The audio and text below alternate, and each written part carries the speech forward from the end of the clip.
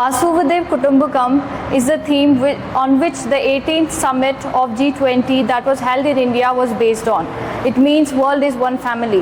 By this theme, India gave an example of global unity. So Jai Hind everyone, in today's lecturate topic, I'll be delivering a lecturate on G20.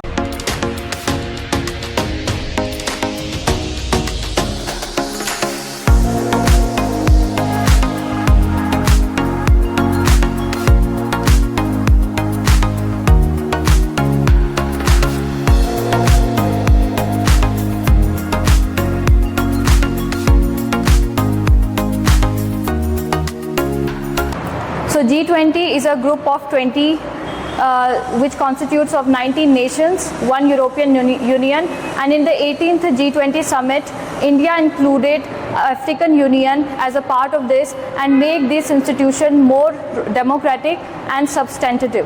By this inclusion, it has set an example that G20 is acting as a bridge between the developing nation and developed countries. So let's talk about its history. The establishment of G20, the history of it goes back to the year 1991 when the reason of its establishment was world economic crisis.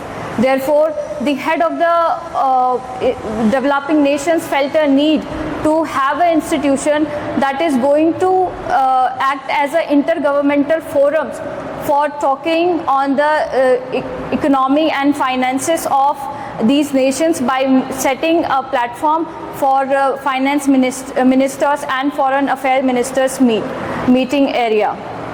Now talking about how substantive is this institution. So the facts and figures has the number that makes it that puts more gravity to this institution. For example, more than 75% of the international trade and 60% of the geographical area and up to 85 to 90% of the gross world product is the key points that makes this organization significant. The recent example of G20 that was held in India had various key takeaways. India takes pride in conducting G20 60 meetings in across 200 meetings in 60 different locations. Thus, it made us an example that developing countries to host these kinds of meetings with much effectiveness. It talks on the finances, health, agriculture, digital infrastructural, public infrastructural settlements, and other important sustainable development goals. At last, I would like to state that G20 has been very important for acting as a voice of the global south. It is also one of the steps of all the governments to work towards the global stability of all economies. Thank you.